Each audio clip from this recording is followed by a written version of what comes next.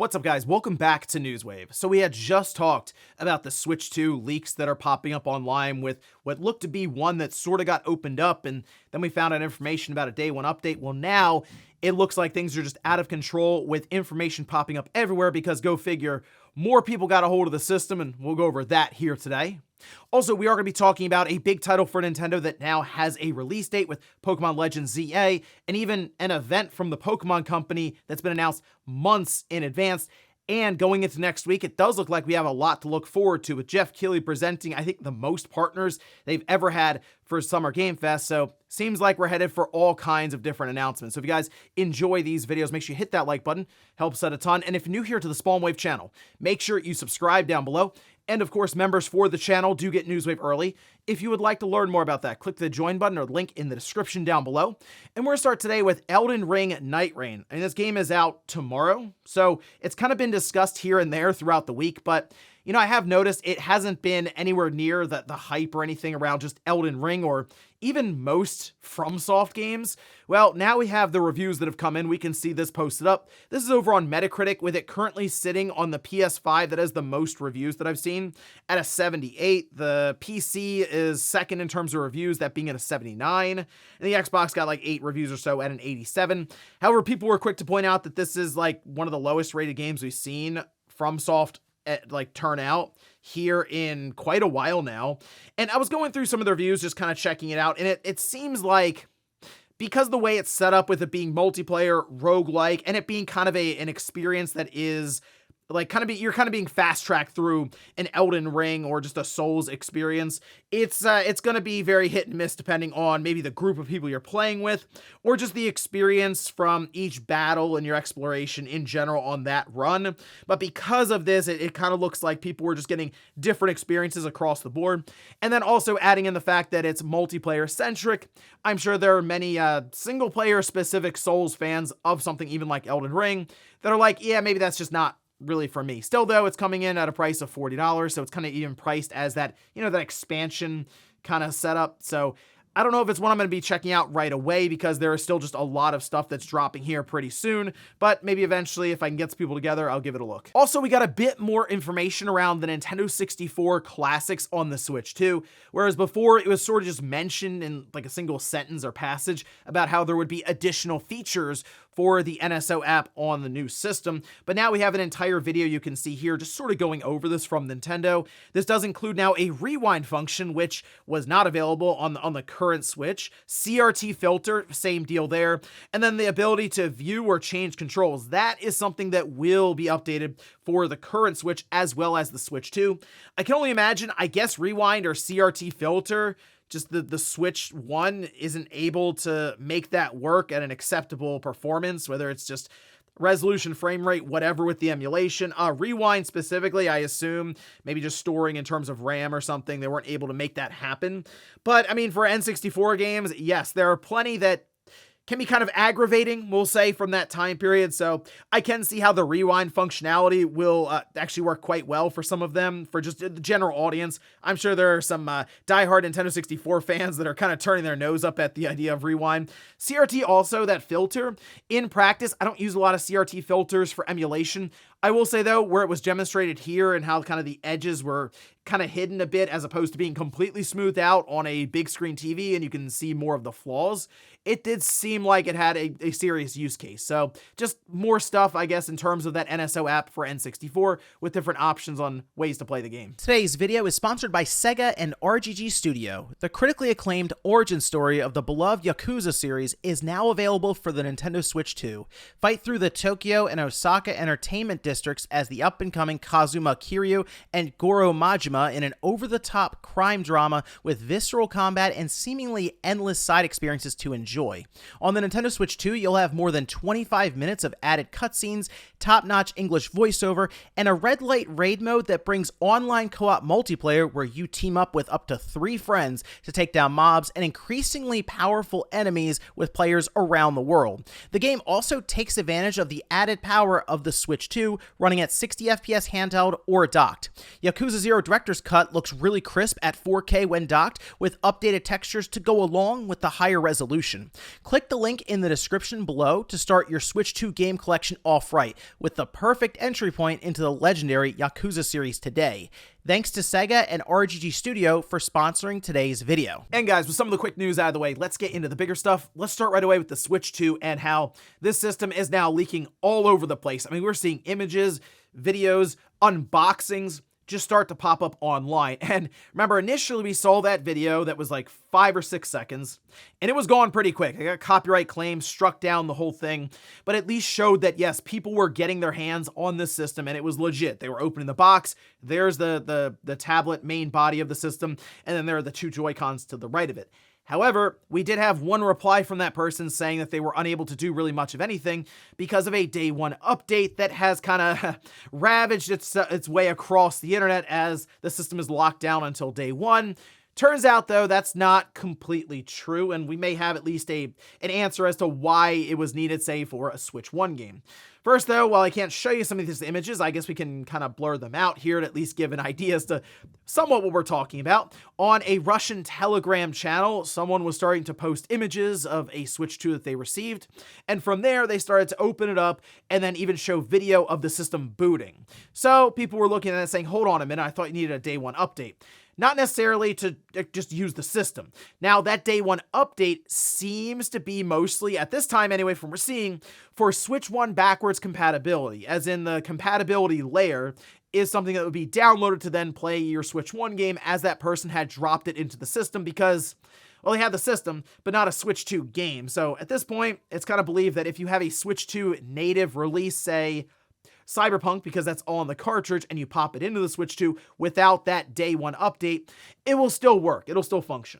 Okay, and as we've seen in videos, again, can't really show them to you because, well, there's a company going around copyright striking a lot of these, and you figure it's attached to Nintendo at this point, with just how frequently it is happening. But we got to look at a lot of the system settings that came down to the resolution, HDR, and even some stuff around the themes, which, go figure, is basically just dark or light themes. So we can all, I guess, wish and just hope that there are other themes at some point in the generation. But we already went through that completely with the Switch 1 in 2017, seeing the same thing. And we're still sitting here with light and dark, just, hey, next gen and 4K. Now, there has been some back and forth as to how people are getting these systems, and honestly, it's still kind of up in the air. It looked like some were mentioning that through translation, they're able to see that, okay, they're mentioning it was an import from the US, and again, we don't really have a definitive answer for that, but the bottom line is, yes, Switch 2 systems are finding their way out into the wild a week or so before launch. And while we don't have anything that's quote unquote leaking yet, because at this time it's going to be more about the games than anything else, we are getting a pretty good look at the system early on with even some of the boot animations that does have that little touch of Nintendo to it. You know, like the current OS on the Switch does look very basic, but there are a lot of look like animations and other little touches that Nintendo has added in to give the system and that front end OS a bit more personality. So that's something I can at least appreciate from very limited looks we've had at it. But if you're curious about the startup and some of those other things, it's floating around online. It's not too difficult to find, and for the most part, seems to be mostly up on places like X right now, whereas on YouTube,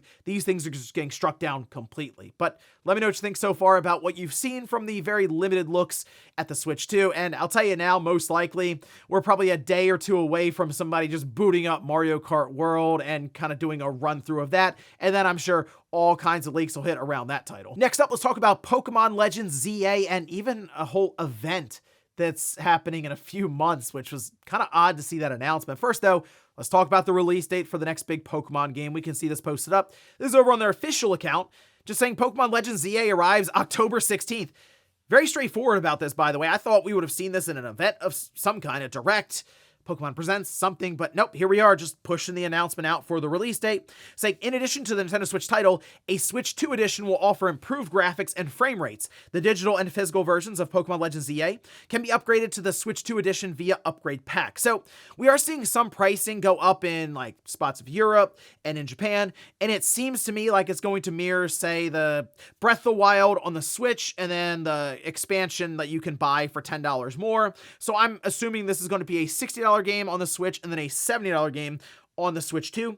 And based on the box arts that have been shared, it doesn't appear to be a game key, which you would expect considering it is technically a Nintendo published first party release here with Pokemon. So that all lines up. But I mean, good news there in general, getting that release date finally. We've seen this game multiple times now. Yes, it is about time to finally get that release date. But on top of this, like half an hour later, they then put this out saying, catch the latest Pokemon news in our next Pokemon Presents on July 22nd at 6 a.m. Pacific time, 9 a.m. Eastern then. See you there, trainer. So that's kind of interesting to see them announce it just about 2 months in advance.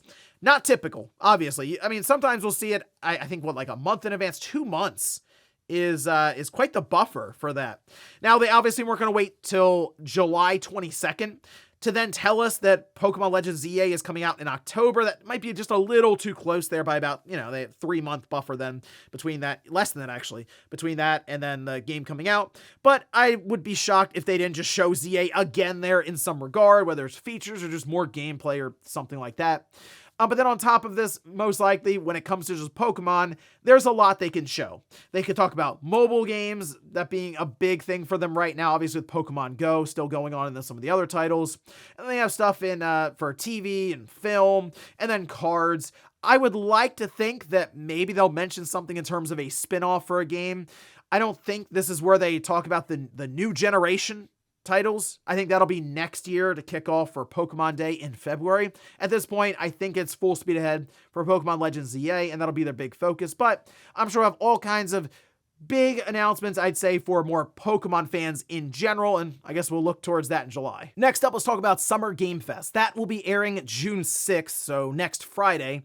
And then after that, we'll see Xbox do their showcase a couple of days later over that weekend. So things are about to get very busy. Obviously, the Switch 2 launch, and then a couple of game showcases like this, and then most likely a Nintendo Direct. Then maybe a few weeks after that, we'll see something from Sony. Who knows? Maybe we'll see Square Enix or Capcom in there somewhere throughout the month. So it's going to be a very busy 30 days or so for June. But now it looks like Jeff is actually holding a pretty big event with a ton of partners, more so than some were expecting. So take a look. This is posted up. This is over on the Summer Game Fest account saying, we're proud to welcome a record-setting 60 plus partners for Summer Game Fest 2025, a global celebration of video games in Los Angeles this June. So the 2025 partners round one, where they're just kind of announcing, I guess, just all the companies that'll be taking part. And yes, PlayStation is there, Steam is there, Xbox is there, and then oddly enough, they just have the Nintendo Switch 2 logo as a partner. Okay, so people were trying to read into this, and I think it's as straightforward as Nintendo themselves won't necessarily be a partner at this event and participate, but the Switch 2 clearly will have ties to all kinds of third parties, and you can just look over this very easily. Capcom, Bandai Namco, Square Enix, Xbox maybe, right? Like, that's the thing. There are so many companies here that will most likely have Switch 2 versions.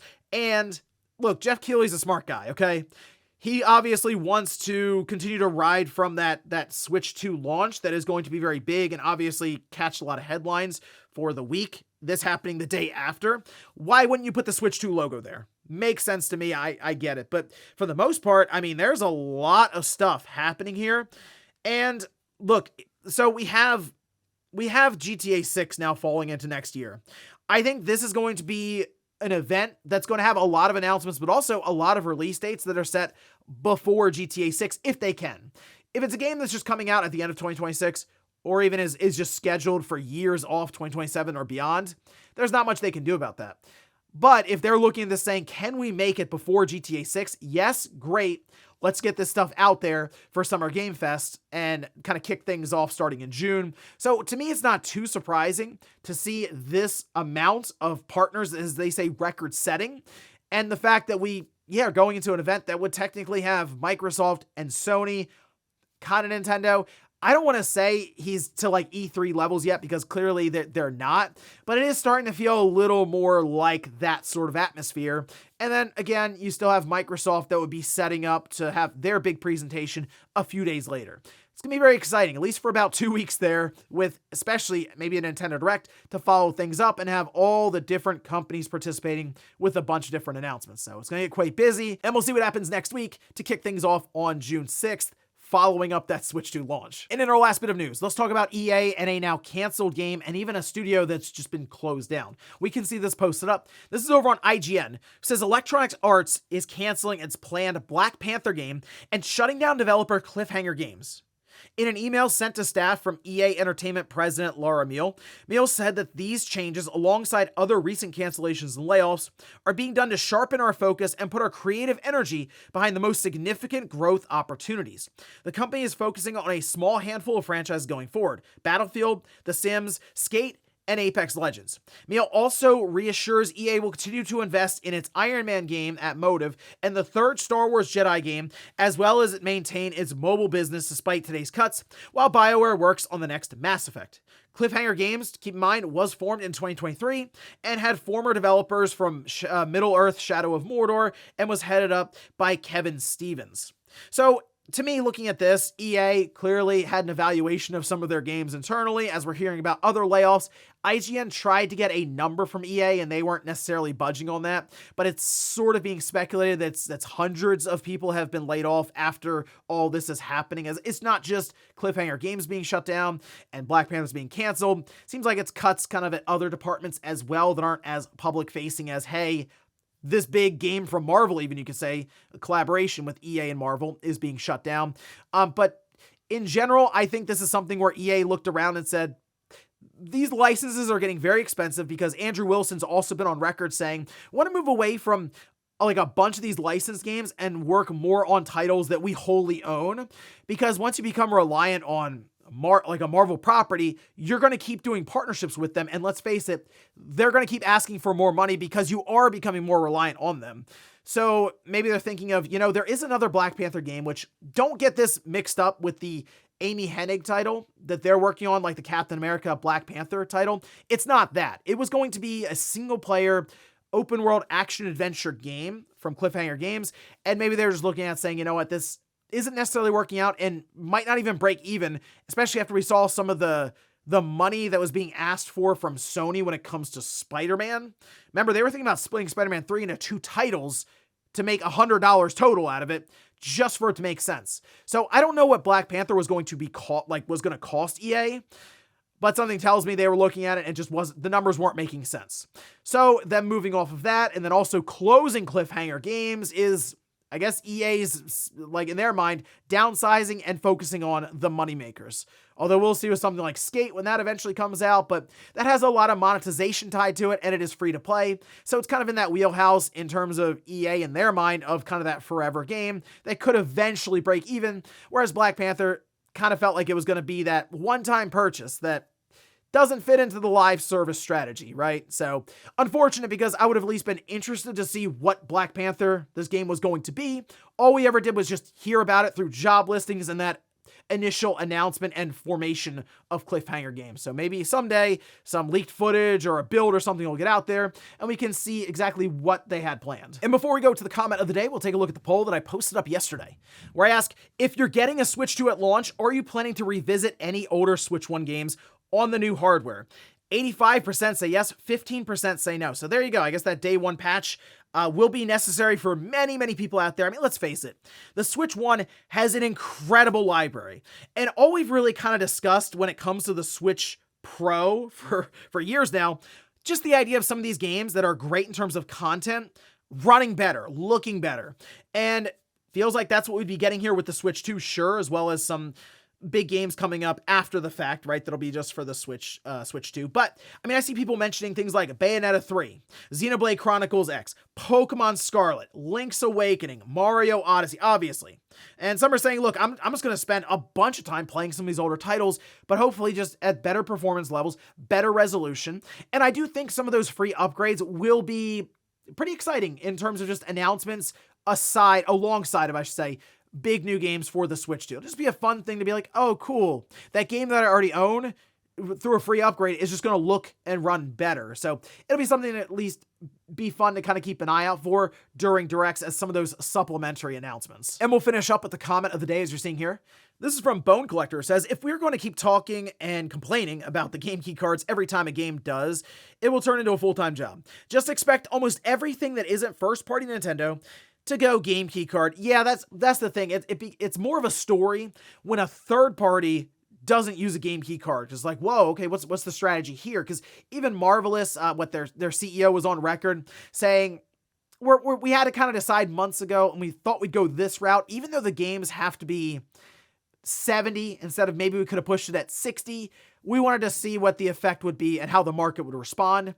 And again, you're able to at least stand out from the crowd because it does feel like just about every third party would rather use game key cards rather than the 64 gigabyte cartridge.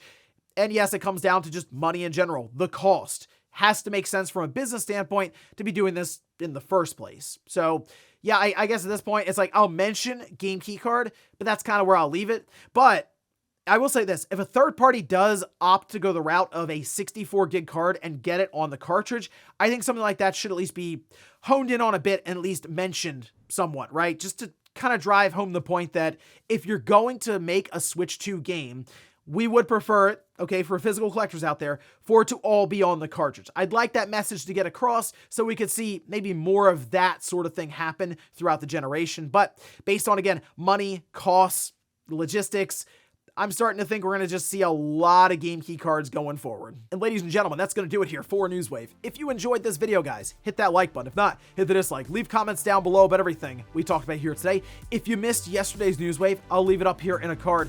Or maybe you wanted to hear more about the looming Switch 2 launch that's just now less than a week away. I did Game & Talk last night, and I'll leave that episode right below it. Thanks, guys, for watching, and I'll see you next time.